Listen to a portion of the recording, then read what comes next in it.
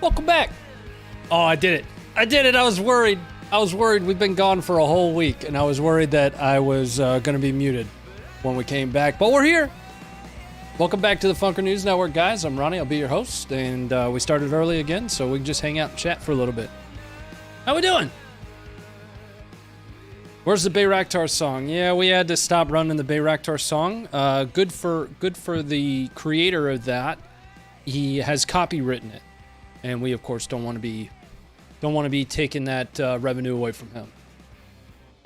It's ATACMs, no doubt about it. Yeah, we're going to kind of talk about that. The question of the night that we're going to hang out in the chat for about 10 minutes here before we get started on the content that I have for us to talk about today. But, the question of the night is, does Ukraine have ATACMs? They're kind of continuing to give, Russia the business inside of Ukraine. We're going to talk about 2 additional strikes that hit Ukraine, probably starting right at 6 o'clock tonight. Hello from Bosnia. Well, welcome in. Where's everybody chiming in from? What are ATACMs? We can cover that in a little bit. We can cover it right now. ATACMs is a more advanced munition for a longer range precision munition for the HIMARS. We did a whole breakdown on the HIMARS system. Hello from Sacramento, California. Welcome back. Hey, we were out on Thursday. I've had a couple folks reach out to me. Where's the stream been? Don't kill the music. Where's the stream been? What's going on? I was out of town Thursday through Sunday competing in the tactical games. I had a whole lot of fun training out there at the Sawmill in South Carolina. If you're not familiar with the Sawmill, you should definitely check it out. Something like 250 some odd acres worth of nothing but shooting steel. They've got ranges all the way out to 1,400 yards. This is my very first, firearms type competition since like high school. I was on the marksmanship team in high school, the air rifle marksmanship team. So I've never really done anything like this before, but I like to think I did pretty well. I got 3rd place in my division and 6th place out of 40 total competitors overall. Definitely a learning experience though, but it's something I'm probably going to continue to pursue. Kind of combines fitness and, firearms together. Both of those things are big parts of my life. Pretty excited about it. But that's why we weren't here last Thursday. And that's also why we're going to have a pretty long show tonight. It's going to take me quite a bit of time to get through everything that we have. We've got a lot of talking points right out of the gate. Josh and the boys are continuing to hit the site with stuff that I want to cover even after I set up the notes for tonight. Good job. I thought so, man. I'm no professional shooter, right? But getting 3rd place in the men's tactical division was I was happy with that. A lot of notes to learn from, though. A lot of notes on the gear that I took out there that hopefully at some point I'll be able to put a little video together on my lessons learned. Were you wearing your shorts? I was absolutely wearing shorts. They weren't silkies, so the problem with silkies, and I was actually looking for a pair of silkies with with belt loops. So my inner outer belt system that I run, I need belt loops for that to work appropriately. So I wore a pair of chubbies and a tank top. That's what I wore. AGM-88 harms? Maybe. It depends. It depends on which specific area you're talking about. The AGM-88 has about a 150 kilometer range.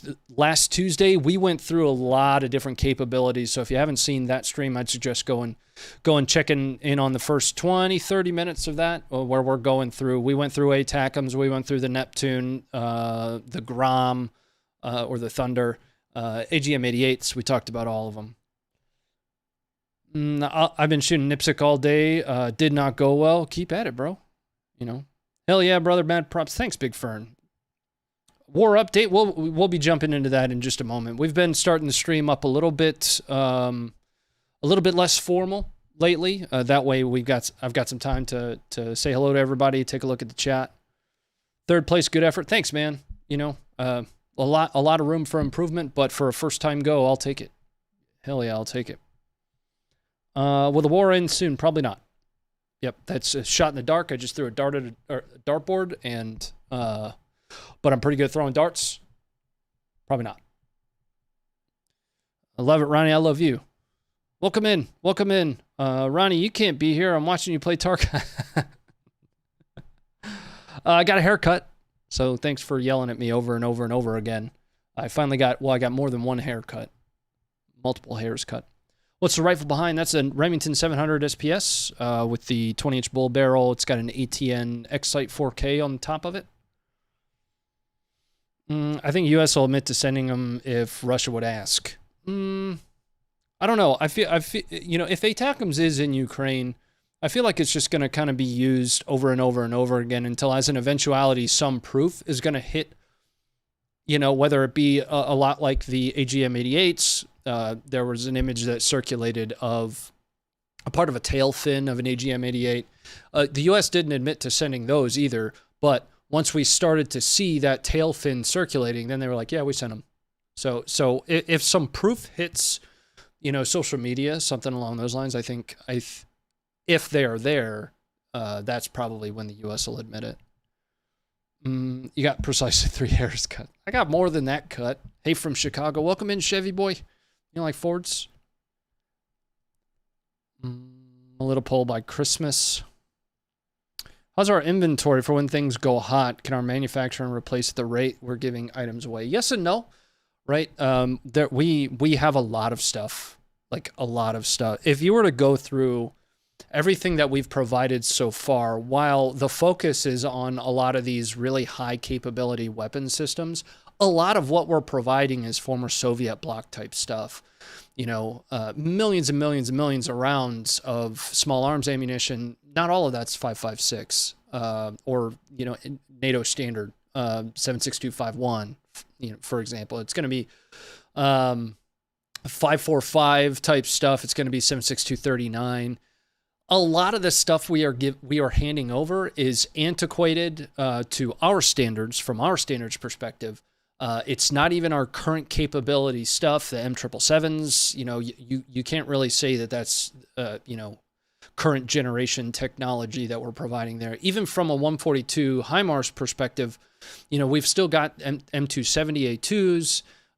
There are more advanced MLRS systems that we have now. HIMARS and the MLRS are pretty different. You've got a tracked vehicle versus a wheeled vehicle, kind of different employment capabilities there. But the focus is so heavily, especially in political circles, on, you know, we're giving them all our stuff. We have a lot of shit, like a lot of stuff. And what we are chewing into is like the reserve of the reserve. You know what I mean? Not necessarily the stuff that is, you know, frontline unit employed. At least that's my read on it. I'm going to allow that comment. Dusko, Ronnie now looks like someone from porn.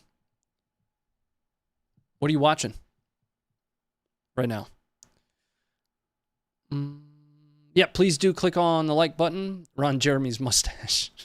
You guys probably, you might be new to the channel or you might be new to me. I have historically worn a mustache. The wife hates it. She prefers it when I grow the beard out. So what I'll do between mustaches is I'll grow the beard out and then cut it off. It's good to clean out that inventory, get some new stuff. Yeah, that's one way of looking at it. All right, 6 o'clock. Let's jump into the talking points that I had. Please make sure to tap on the like button for us. It is a pain in the dick to continue to shill and ask for that, but it is a free way to support the stream. Another way to support the stream that absolutely helps us, and it, you know, kind of tickles my fancy, is if you're new here, let us know in the chat where you're chiming in from. We are an international community, and it's always really cool seeing all the different names, nationalities, interests, etc. that join this chat. We're here to really try to cut down the middle as best as possible. I'm a human being. I have my own biases, but we're really here to talk about the footage, talk about all the different sources of information that I've been able to find, whether it be from Ukraine, from the West Bank, India, Pakistan. We're going to talk about the global war on terror tonight. We are 1 year after the fall of Afghanistan and that absolute fiasco. So you can't have a stream tonight and not talk about that. But this is not just a Ukraine stream. Funker530 does so much more than just Ukraine. Now, that being said, Ukraine is still the most pertinent military action. Russia's invasion of Ukraine is still the most pertinent military action that we have right now across the globe, from an economic impact perspective, from almost any perspective that you look at it. This is still what people should really be talking about right now. And what we're finding, and we talked about this last week, is it's kind of falling off of people's radar. They're shifting over to whatever the Kardashians are doing. I don't know what people watch nowadays. I spend my days looking at combat footage, this is still something that people need to be concerned about, need to be keeping an eye on.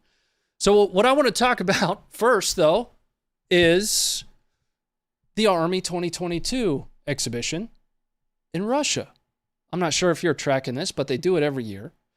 And essentially what it's for, they include some games, right? It's, Russia's supporter countries come in. They have like a competition.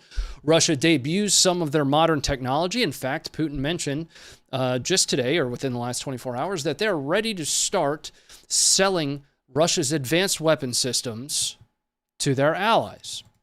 Now, we happen to get some footage of this advanced technology. And I'm going to show you a video of that right here. What you're about to see is the latest and greatest from Russia. I'm trying not to be biased on this, all right? I'm trying not to. It's really hard. It's really hard for this. This is the latest and greatest in Russia. Just out today.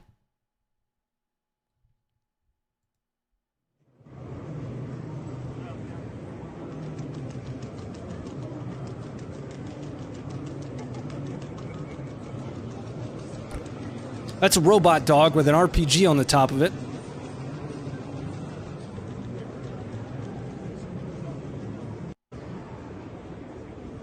We've got some more footage of that here coming up for you guys. Give me a second. Get that rolling. This has to be that technology that they're talking about selling to their allies, whoever that is.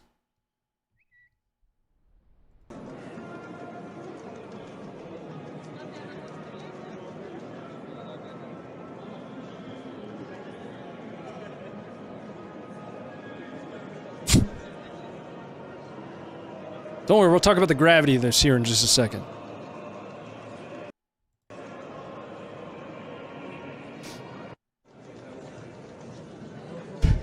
I can't help but laugh with it running around its little legs.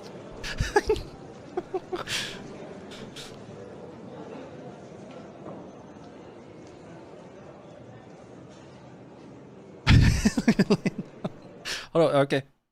We got more. Stand by. Stand by. Hold on. Oh, wrong button. Wrong button. There we go. Here we go. So it can have companions. Here we're going to see the classic mating ritual of Chinese robotics. This is my tweet. I'm just going to show you guys this. So here we see the classic mating ritual of Chinese robotics knockoffs in their natural habitat of Russia. Go ahead and read the rest. I'm not reading that out loud. But let's watch this one.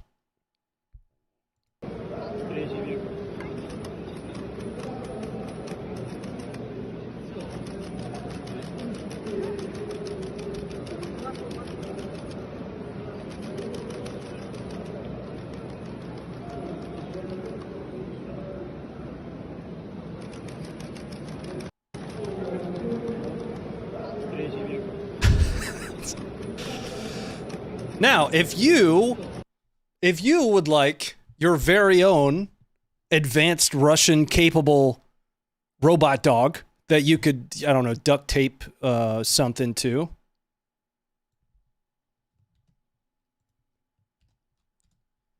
let me show you where you can pick one up. Right here on AliExpress. It goes for the low cost of $5,850 dependent upon which model you select. It can be all the way up to $7,150. So all you'd really need is some duct tape, 550 cord, and your very own RPG, and you could slap that on top of this bad boy too.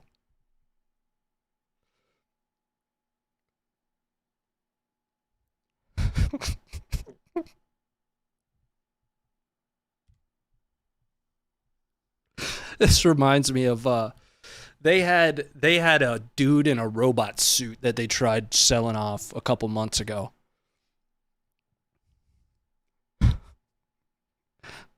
Anyway, yeah, you can pick up one yourself. And the way people figured this out is on the very first video, the eyes are still visible. All they did is just put some black fabric all around it and mount an RPG. Was it RPG 27, something along those lines, to the top of it. Okay, let's move on. Anyway, I just want to let you guys know that expo is happening right now. And again, a lot of really advanced technology being talked about and discussed over in Russia. In Moscow. It's taking place in Moscow. For the next thing I wanted to talk about, so the title implies what I really wanted to get into tonight, and that's Crimea. So Crimea has once again been struck more than 200 kilometers into Russian-held territory in Ukrainian Crimea. It is still Ukrainian territory. It's part of Ukraine. But Russian positions have once again been struck by either partisan activity, missiles of some kind, hence the ATACMS question. We've got some video of that. I don't know how to pronounce the town that this is near, Mais'ke, M-A-I-S-K-E. But both an ammunition storage facility has been destroyed, along with a few hundred kilometers away, another air base that's been attacked. Coming up for you guys full screen.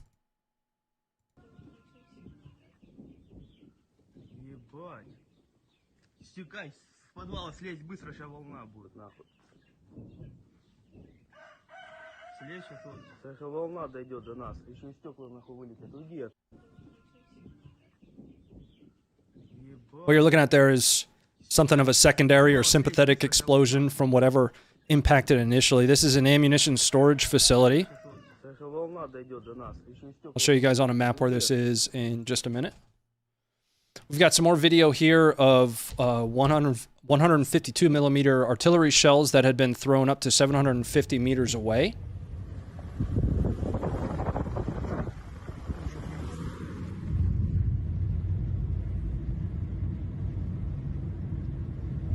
Smoking habits. Yeah, but everything's fine. Nothing to see here. We're going to get into that here in just a second.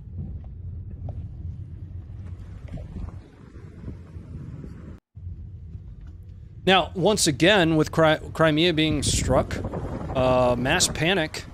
So we've got some video of, essentially traffic jams on their way trying to get out of Crimea. Because with Ukraine's ability, now it appears suddenly, right? That's what's interesting about this. I recognize that Ukraine has had the capability to reach this far all along with Tachka U, technically the Neptune. Gram isn't supposed to be ready yet. Like I said, partisan activity, soft, type activity. But what's interesting is they chose now to really start doing that just after, we really see the HIMARS catalyst or the HIMARS meta. Let's take a look at this video of the traffic jams in Crimea right now. Just a line of cars. We saw the same thing with the Saki Air Base attack. Все текают, короче, из Крыма. Вообще жесть. Пробка. Okay. And what I wanted to show you guys is what that ammunition depot looked like prior to Russia destroying it. You're going to see BM-21s. You're going to see lots of ammo crates here. And then we'll go to a map and take a look at the location. There's no audio to this one.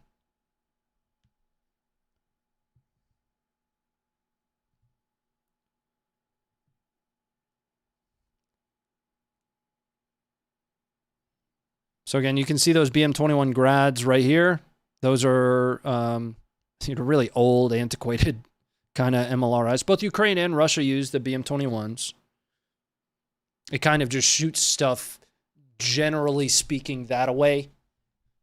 You just kind of point it, and it sends a whole slew of rockets.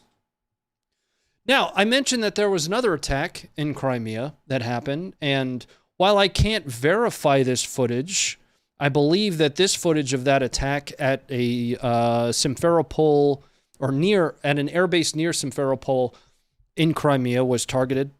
While I can't verify this is footage of that attack, it would appear to me that this is probably released directly from the Russian Ministry of Defense. Video is coming up for you guys here in just a second.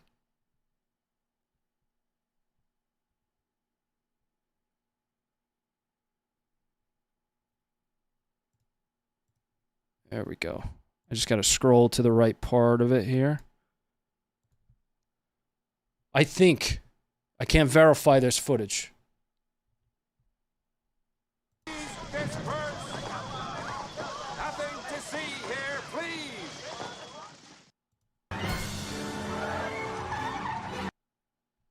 Again, I can't validate that that's actually the Russian Ministry of Defense and an announcement in the area of Simferopol, but it would appear to fit historical precedent.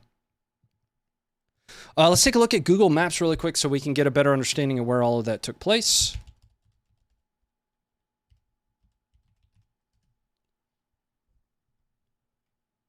No, not Google Maps, Google Earth, stupid dummy. God, this guy's an idiot. Earth. Footage is real? Thought so. Yeah, had to be, man.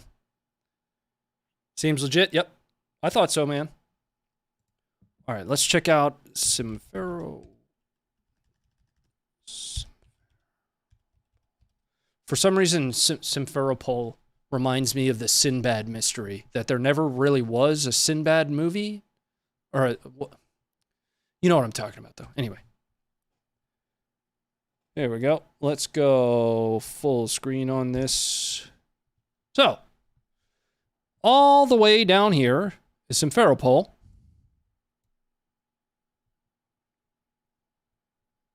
And the attack actually hit this airbase. If we were to run, let me put myself on the left side here. If we were to run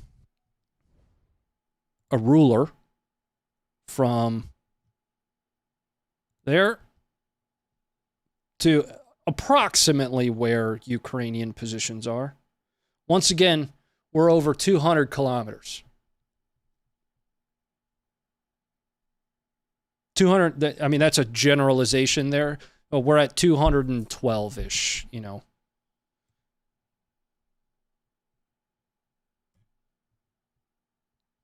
We'll take it to just northwest of Kherson.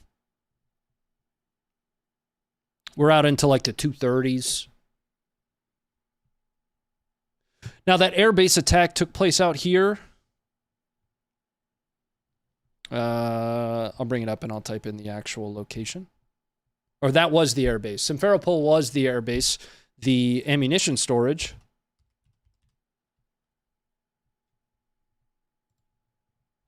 was here. Nope. Wrong Mais'ke.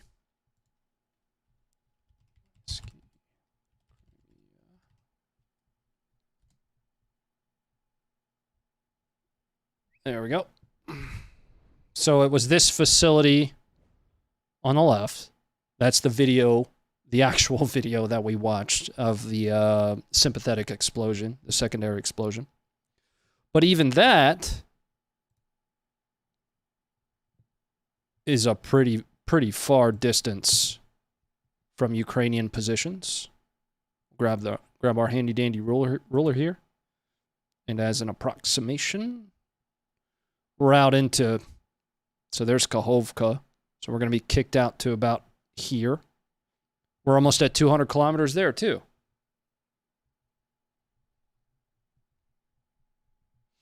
I want to check in on some of the support. You guys are awesome. Psyops, thanks for the $4.99. How much to stroke that beautiful mustache, sir? You're almost there. You're almost there. Thanks for the $4.99. Blackhawk, New Zealand, thanks for the $12.59. Keelan McGurk, thank you for the $6.06. That's Boston Dynamics. We have Boston Dynamics robot at home, is what that is. with a balaclava on. Emerald Wolf, thanks for the 5. What's your mustache's name? Chet. Chet. Inquiring minds want to know. Yeah, Chet. Yep. He's got a birth certificate and everything. Little Dickens, that's a funny name. Thanks very much for the membership. Guys, thanks for that very much. Please do hit the like button for us. It's super helpful. It's a free way to support the stream. Again, once again, drop a note in the chat. Let us know where you're in from. It's really just me here trying to read through the chat and make bad jokes on the content. And speaking of bad jokes, let's talk about another one. So we've already got the map up here that I want to use. Now let's actually go to the Institute for the Study of War's map.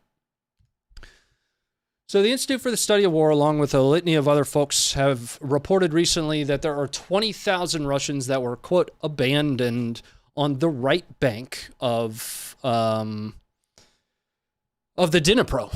Now, what that means, I'm going to explain what that means here in just a second. Understandingwar.org. There's one N there. Let's go to the interactive map. And we'll bring that up.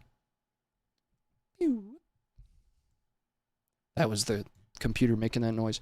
So when I say the right bank, here's what I mean by that. Now, the way you typically designate a left bank versus a right bank is when looking downstream. So as in looking downstream on the Dnipro, right, the big river that flows down the center of Ukraine here. Let me go into the low right. Yeah, that's better. The right bank is this side. So it's kind of counterintuitive when you're looking at it on a map. It would appear to be on the left side of the river, but if you're looking downstream, because the Dnipro flows into the Black Sea, this would be the right bank. Now, what Institute for Study of War, this organization that we're looking at here, reported was that 20,000 Russians have essentially been stranded on the right bank of the Dnipro. That is this area that we're looking at, right? The river comes along here.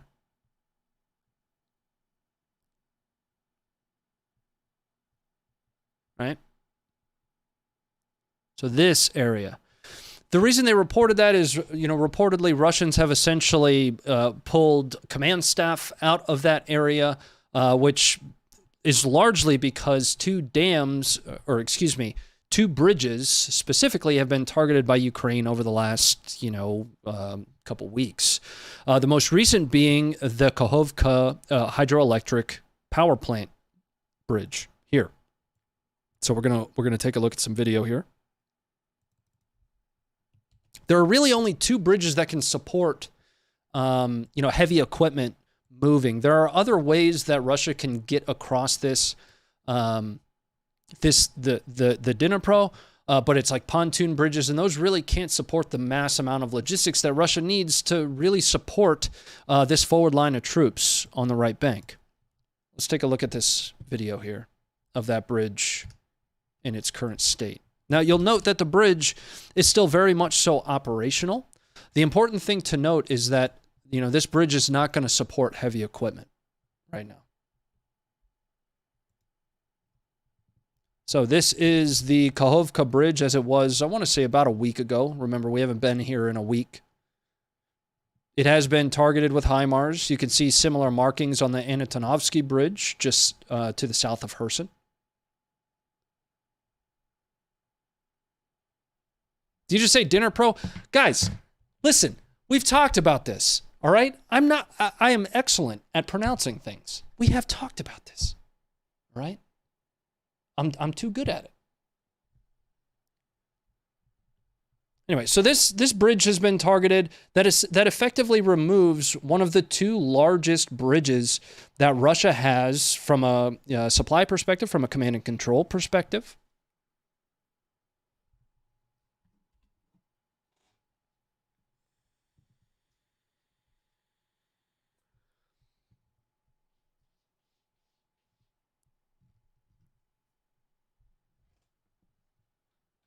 But it's feasible to believe that Russian command staff would essentially be trying to set up on, the southern side of the river. It's very feasible to believe. Let's clear that off there and go back to Google Earth. Full screen here. So let's take another look at that bridge and where we were just looking. So the video we were just looking at is right here on those southbound lanes.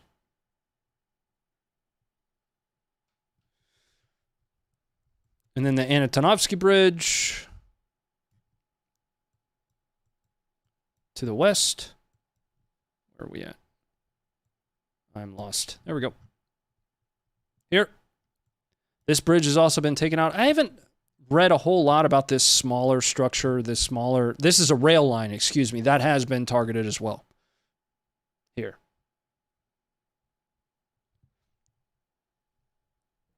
Dnipro. Got it.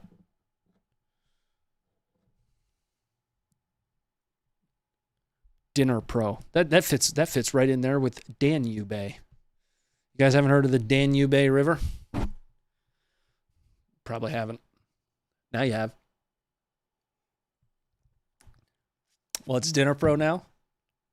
Sounds good to me. Be easier for me to pronounce.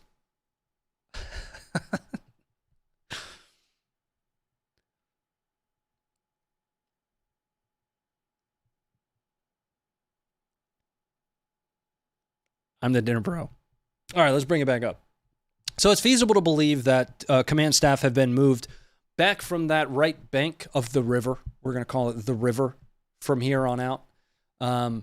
Largely because those main GLOCs, those main ground lines of communication are being actively targeted by Ukraine, quite purposefully. Ukraine is focused very heavily on removing Russia's ability to supply its troops. The army runs on its stomachs. Beans, bullets, rockets for the apartment buildings that Russia intends to fire them at. They can't get that stuff up there without those roads. All right, let's jump into our very first. We're going to have a lesson on propaganda, right? I am somewhat of a propaganda master. We're going to talk about. You're going to see two examples of a video. One of these two examples I personally edited, and the other one is the original. Now, I'm not going to tell you which one is edited. We're going to watch both and then come back and talk about propaganda. Okay? So here is the very first piece of footage that I wanted to look at tonight. It's going to be coming up for you here in just a second. Danube. Yeah, that's what I said.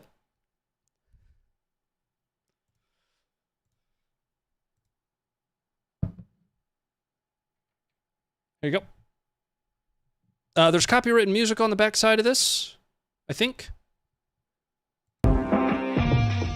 Nope.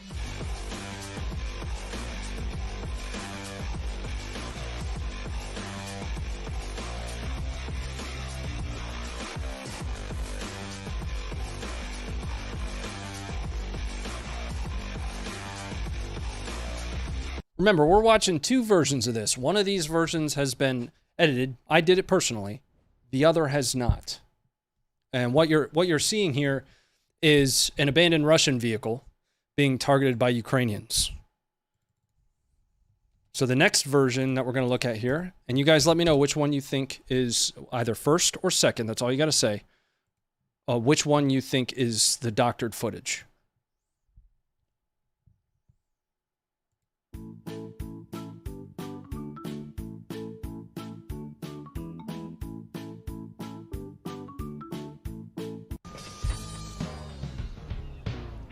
Dude, where's my car?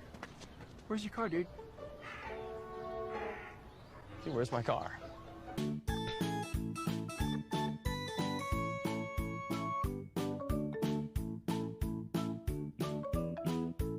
Dude, where's my car?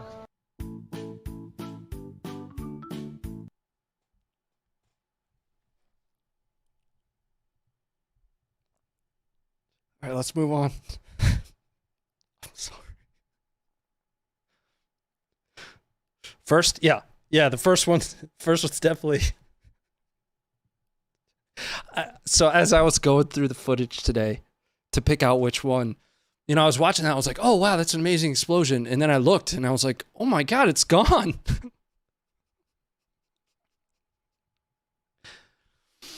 All right. Speaking of vehicles, last week, remember we haven't been here in about a week or so. So I was off Thursday.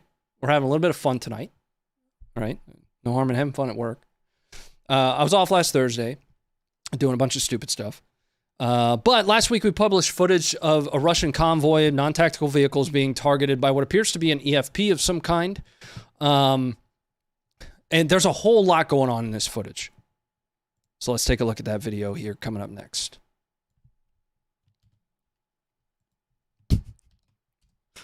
I'm sorry that I'm not sorry.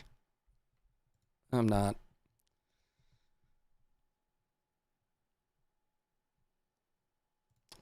Videos coming up for you here. And we're gonna end up spending a little bit of time on this one. Let's go full screen. We're gonna end up spending a little bit of time on this one.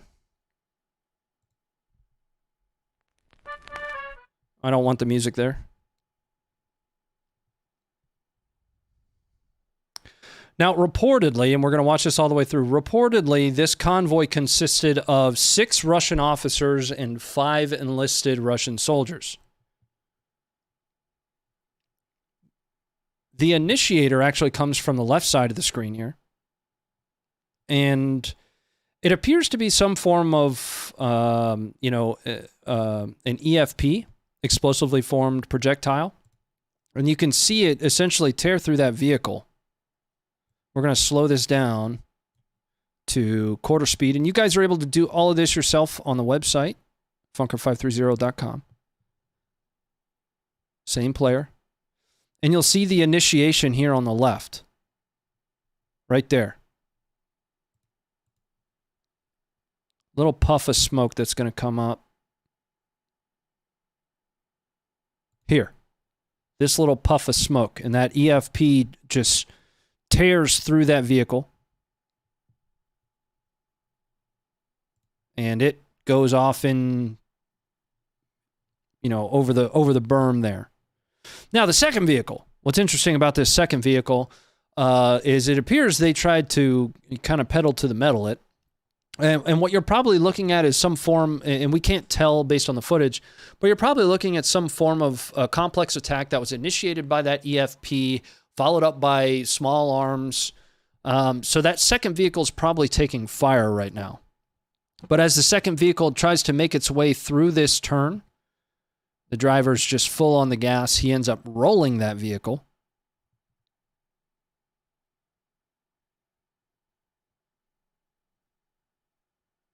Again, a lot happening in this video.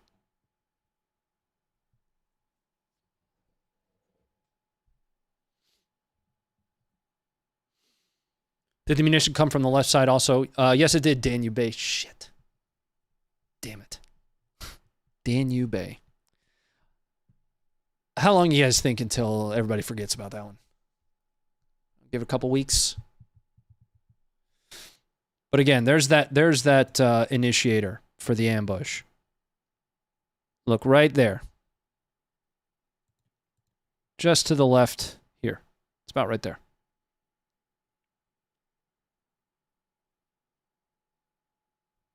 Right there. Starts on the left side.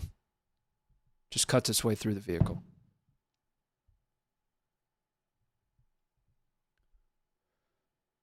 So those were the two vehicle videos I wanted to take a look at. We've got another one here. So we were talking, and I don't know why I didn't stack this one a little bit earlier when we were talking about, Ukraine reaching into Russia's back pocket. But Belgorod has been targeted a few times.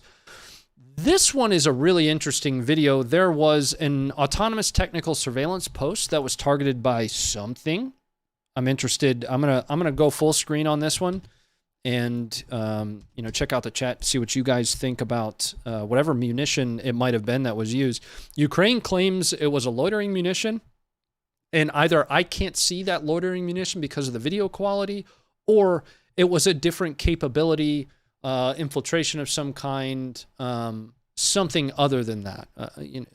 I can't be entirely sure, but I'd love to see what you guys have to say. So let me know in the comments what you think. We're going to go full screen. I'm going to jump into the chat here.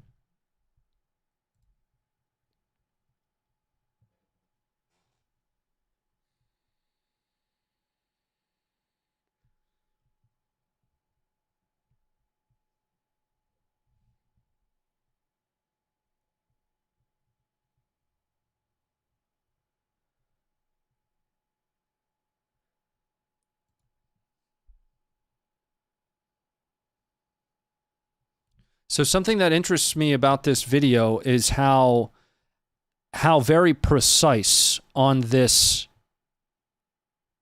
structural support right there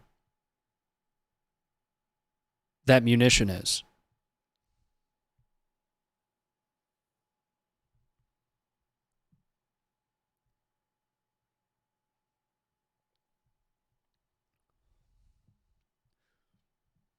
Now, an autonomous technical surveillance post, I tried doing a little bit of research on these, and what I was able to find was very little. But just going based off its aim, essentially signals intelligence collection, soaking the area for whatever comms it can intercept.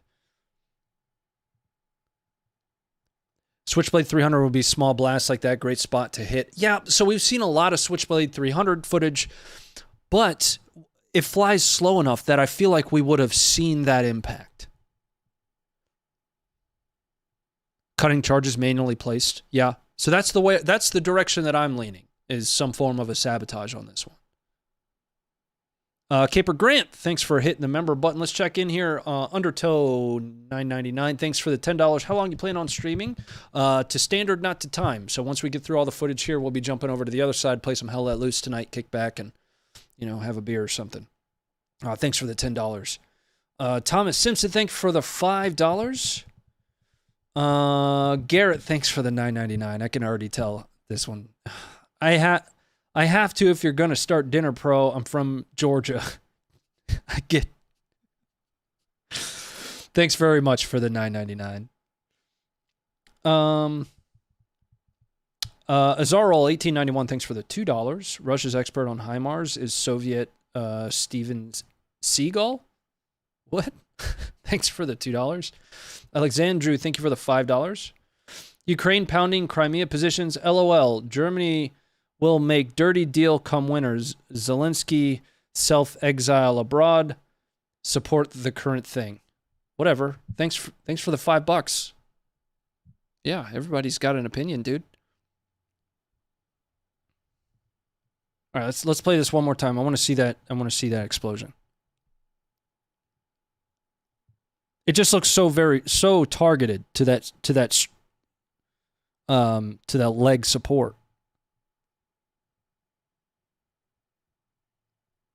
Modified Neptune hitting Crimea. Yep. So we talked about that last week too, and I mentioned a little bit earlier. If you're just joining us, last Tuesday's stream, I wasn't here Thursday, but last Tuesday we went through all of Ukraine's current capabilities that would theoretically be able to reach that far, including AGM-88s, the Neptunes, the Tochka, ATACMS.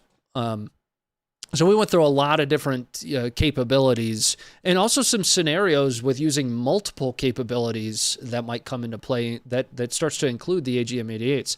Now, when you wheel all the way back to the Saki Air Base attack, Ukraine was very specific about saying that it was a Ukrainian capability that was used, not something that was provided externally. So that really limited it to the Neptune, and the Grom, or the Thunder, which is a yet-to-be-seen Ukrainian-developed munition, technically backed by Saudi Arabia. Saudi Arabia spent like $40 million on its research and development under the premise that they would be able to buy some. I guess Saudi Arabia tried buying the Ixander and ATACMS from Russia and the United States, respectively, and that kind of went under. It didn't work out. So they provided $40 million to Ukraine for the development of the Grom.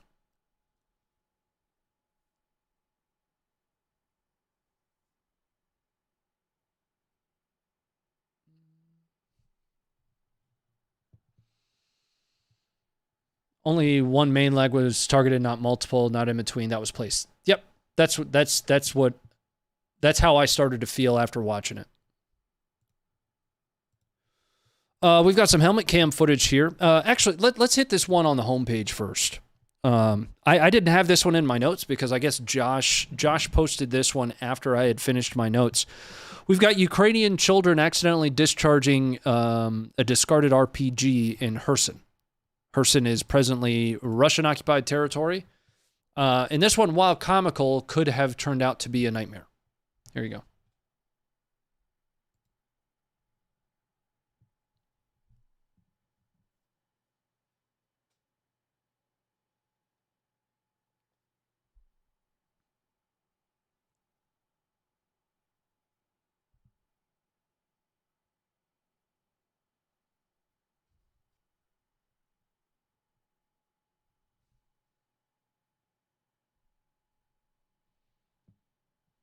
So again, these kids picked up that abandoned RPG, ended up firing it into, the dirt over here, took off running.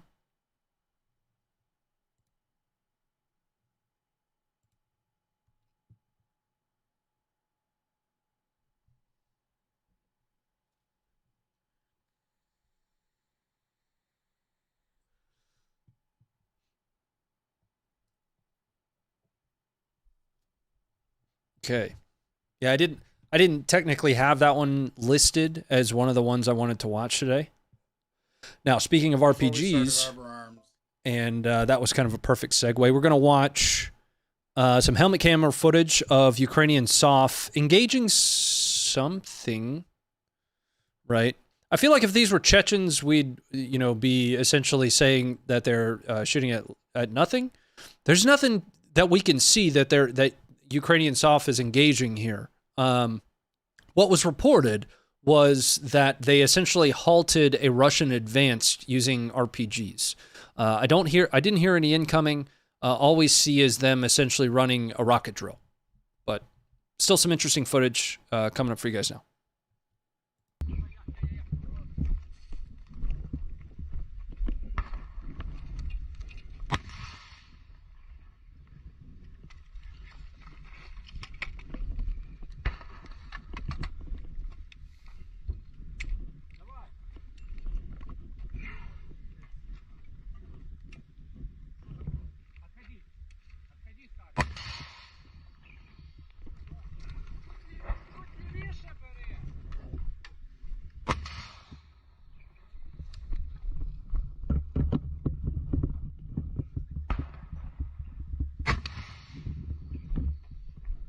Okay. I've seen a question a couple times. What is ATACMS? What are ATACMS? So most people at this point are going to be familiar with the M142 HIMARS. The M142 HIMARS' standard munition is known as the GMLRS. It is a 200 and some odd millimeter rocket. It carries a 6 rocket pod. That can be interchanged very rapidly with an additional 6 rockets, and it's a very accurate weapon system, both the HIMARS as the launcher and the GMLRS as the rocket. Now, those 6 rounds can be fired with, what's the CEP on a HIMARS, guys? Something like 10 meters or so. Circular error probable is essentially the accuracy of the munition. A similar reference would be the Tachka has a CEP of 150 meters, something like that. ATACMS is a larger rocket, single rocket pod that can fit into the HIMARS, that has 2.5 times the capability from a distance perspective. It's considered a ballistic missile, if I'm not mistaken. What's the correct term for it though? It's like small ballistic missile. There's terminology here that I'm missing. Essentially, it replaces the 6 rocket pod with a larger munition that can go out to 300 kilometers, up to 300 kilometers, and is technically a nuclear capable munition. It would be a massive increase in capability. The HIMARS, there are presently 16 HIMARS vehicles in Ukraine that the United States has provided, including, or that's not even including the M270 systems that have been put in place by NATO allies, right? Presumably ATACMS would be able to fire from those as well. So ATACMS is essentially an immediate jump in Ukraine's ability to reach behind Russian lines. They're already able to do that with GMLRS, intermediate range ballistic missile, correct, right? SRBM. No, it's not a cruise missile. So, ATACMS, the Army Tactical Missile System, essentially rapidly increases Ukraine's ability to reach much further with extreme accuracy relative to what Russia's capabilities from a counter perspective are. Even from an equivalency perspective on the Russia side, the Xander is nowhere close. There are two types of the Xander missile. There's the Xander E, which is the export version, and the Xander M. The differences being, if I'm not mistaken, and this was last week when I did this research, and I'm like a goldfish, it flushes after a certain amount of time. The differences being the accuracy and the guidance system. SRBM is correct? Okay.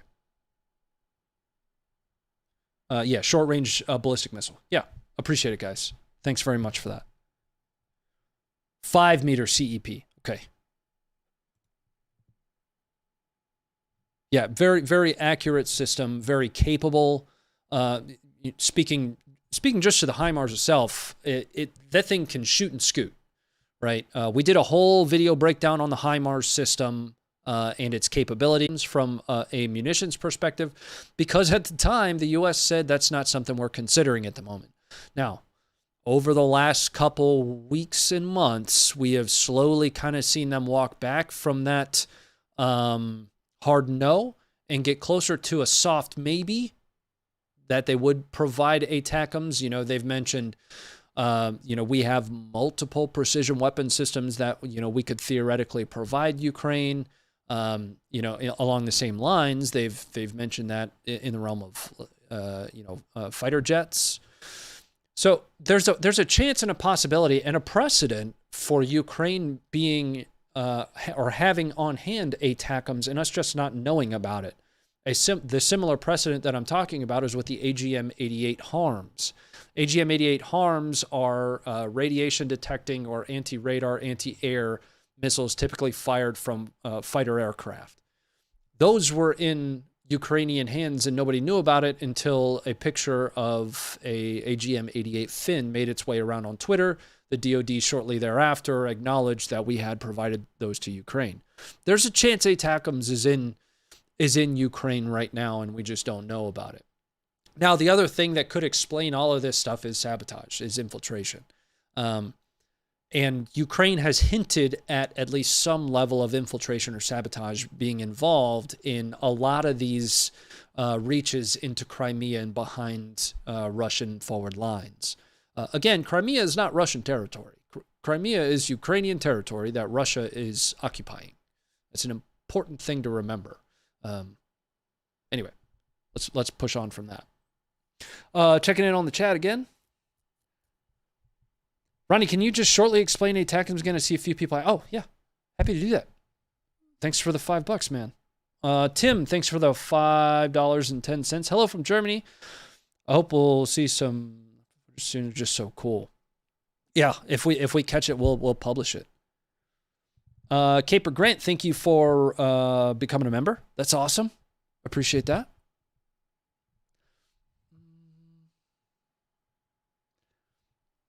Do you think there would be videos of an ATACMS initial strike? No, I don't. I think a nuclear capable missile system like that, I think that is provided with explicit instructions to not record that. From an operations security perspective, from a national security perspective, to withhold that information until the very last minute, until ultimately necessary. Hello from Sweden. Well, welcome in, Strix. All right, so we've got some Russia perspective footage here, and this is nothing nasty is going to happen here. This is actually somewhat refreshing to see. What we're going to see is a Donetsk People's Republic non-commissioned officer essentially protecting Ukrainian POWs under heavy artillery fire, presumably coming from Ukraine. There's some notable points here, specifically general control coming from the proxy fighter, if you will. A lot of the narratives that we see, a lot of the footage that we see is, a general lack of control, almost to the level of anarchy. There was a report that came out of the Luhansk People's Republic refusing to fight. This guy looks and sounds like NCOs I've served with my entire career. Let's take a look at that footage.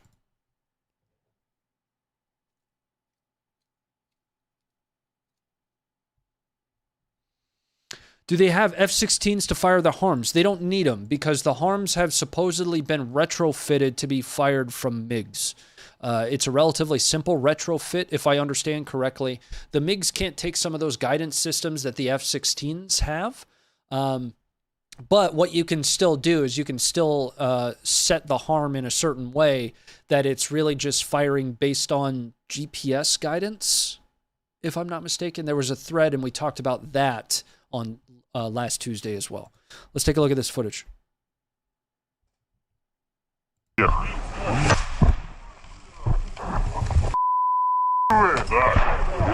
Блиндаж, все, блиндаж. Блиндаж, давай, давай, давай, давай. Давайте, давайте, все, блиндаж. Лисью нору, лисью нору. Давай. Давай, туда тоже. Где, давай сюда, в блиндаж. Давай в лисью нору.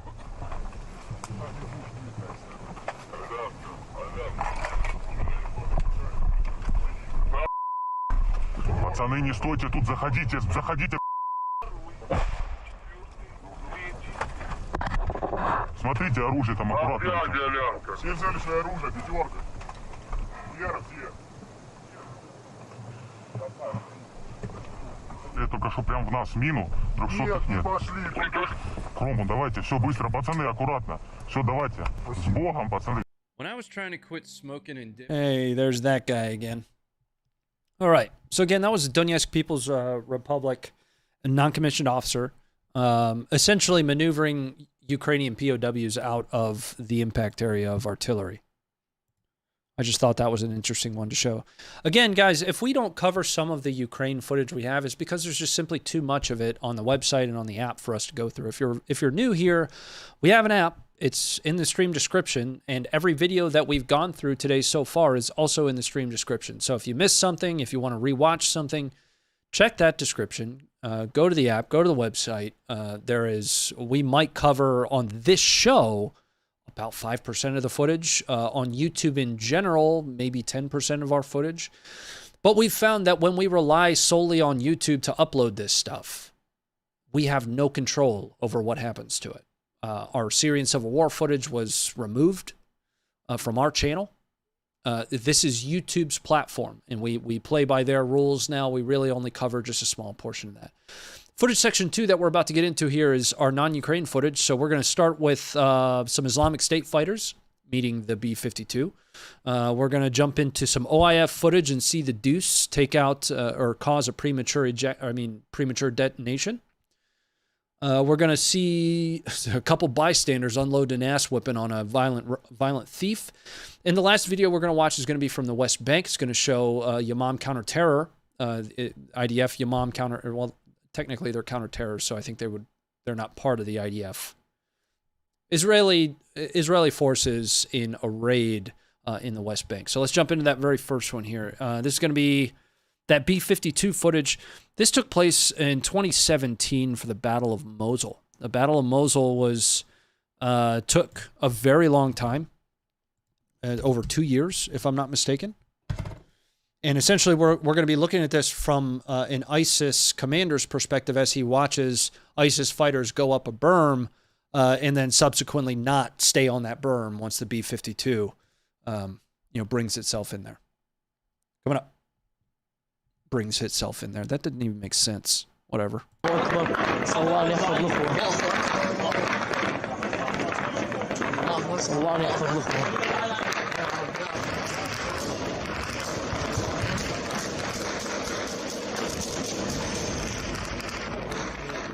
فهؤلاء يظنوننا إن أصبنا سنقول لو أننا فعلنا كذا لكان كذا.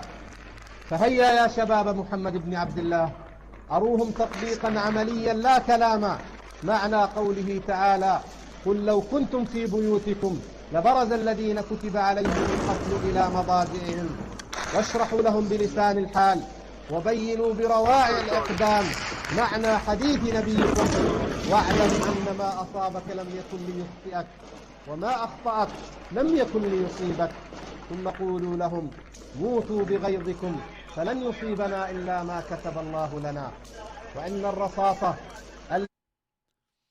Yeah, again, they were real excited to be at the top of that berm until somehow B-52 turned into a close air support mission and gave them a quick introduction. The next one we're going to watch is that premature... I'm sorry. I'm sorry. I'm sorry that I'm not sorry. I said... I almost said something different than premature detonation. But something like 1 in 4 men have problems, and it's not something that you should hold against anybody. What we're going to see here is some OIF footage. We're going to see the 50 cal deuce forcing a premature detonation of a suicide vehicle-borne IED. And if you are new here, let's actually just take a look at this one on the website. That way you can get a good feel for understanding where everything is on the website. Here you'll find analysis from our writing team, Josh. Josh posted this one. Josh is a former Marine, Marine machine gunner. Some of our other writers are Will and Austie. Will is an Army mortarman. Austie is an Army infantryman. The comment section below that gets pretty spicy down there. It's a good time.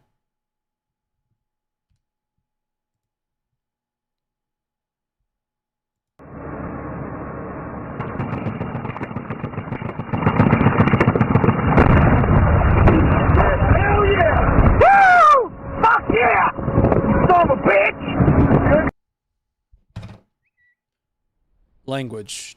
Discretion advised. What's going? Woo! Yeah!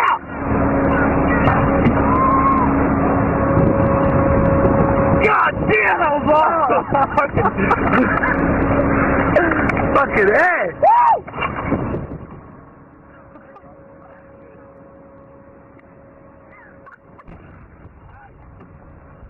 Can you blow up again?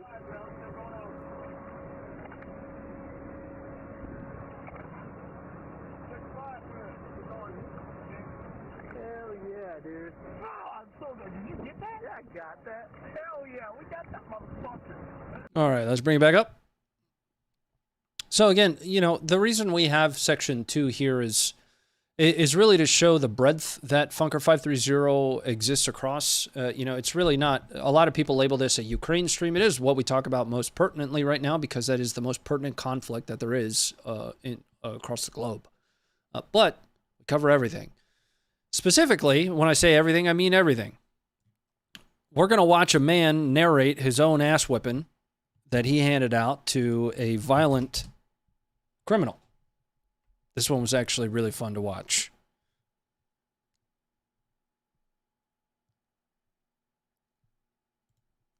Coming up for you here. All right. That's a little bit of justice. A little bit of street justice being handed out there. We've talked about that kind of stuff before, right? You see a couple.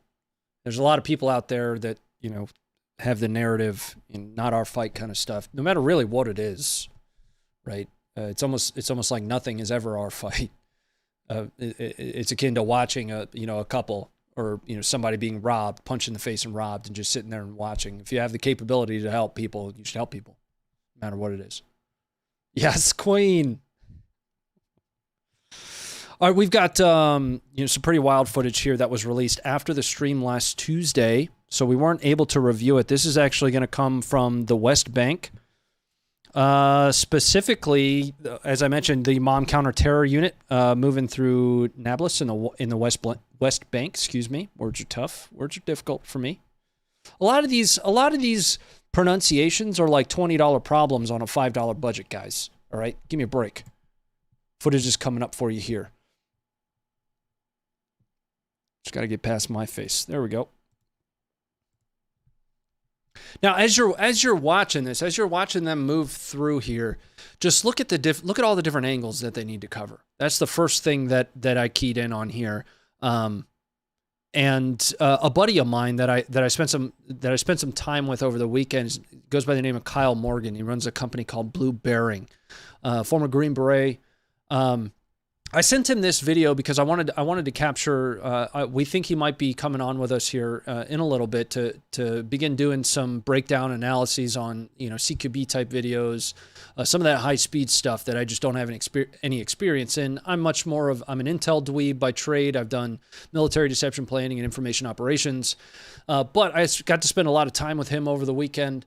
Talking a lot about this kind of footage. An interesting tidbit about Kyle. After the Uvalde shooting, Kyle went to Uvalde and offered his time to train Uvalde in close quarters battle. And while you watch this video, think about this. Only 5 people took him up on that offer. Anyway, here's the video.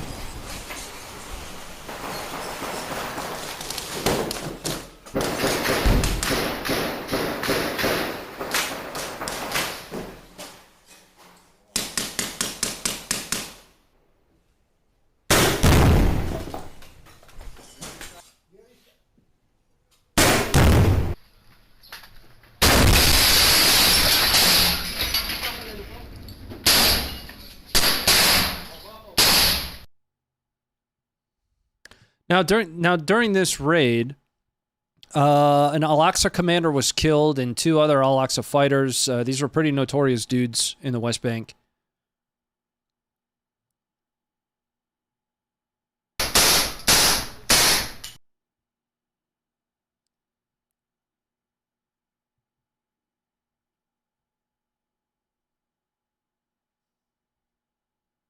Harbor Arms' new dual adjust weapon sling. All right, let's bring it back up. I love that one. Here, we're going to watch it.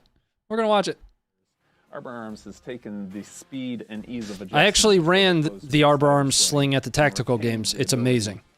I have it on my rifle right now. Tail sling, giving you all of the advantages of both slings with none of the disadvantages and half the tail. Check out these dual adjust weapon slings and the dual adjust precision rifle sling. John is a really awesome dude too. Former Marine sniper, scout sniper. Technically, he is allowed to call himself recon. He doesn't, out of just general humility, but Scout Sniper started his own company along with a gentleman by the name of Nick. Nick actually was one of those that jumped into Afghanistan. The only combat jump into Afghanistan over 20 years ago. Pretty amazing dude, Ranger Battalion guy. They essentially just grew up creating their own equipment, and these are the kind of stories and partners that we love to have. Nick at one time had his sewing kit brought with him from home to Afghanistan with the with his Ranger Battalion because he spent all of his time fixing his buddy's gear. We're proud to be partnered with Arbor Arms, and like I said, I run their sling. It's the best sling I've ever had. I've had competitor slings, and none of them are able to cinch down as tight. None of them have both a cam and a slider.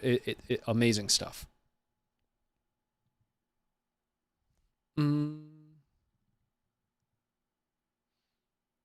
Thank you. My name is John. You're amazing. Let's check in on that support again, because we are getting ready to close out the stream for the night. John, thank you for the 1212. Great stream. Thank you for your work. I'm just one small part of a team, brother. I'm just hoping that I do the writing team justice is all it is, because it's really about them compiling this, providing a little bit of analysis.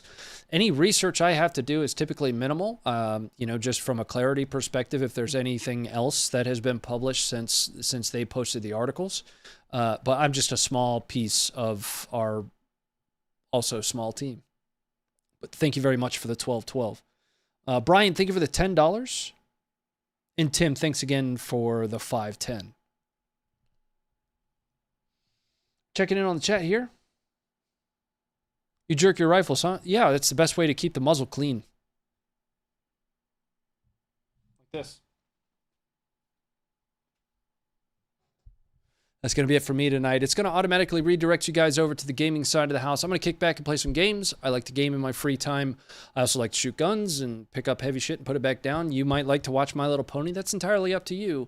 Don't judge me for how I have fun. But if you'd like to join us, swing by, because we're going to play, we're going to go shooty in World War II style and Hell Let Loose. It's going to be a really great time. You guys are always welcome to join me.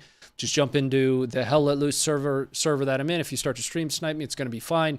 I'll just leave. Don't worry about it.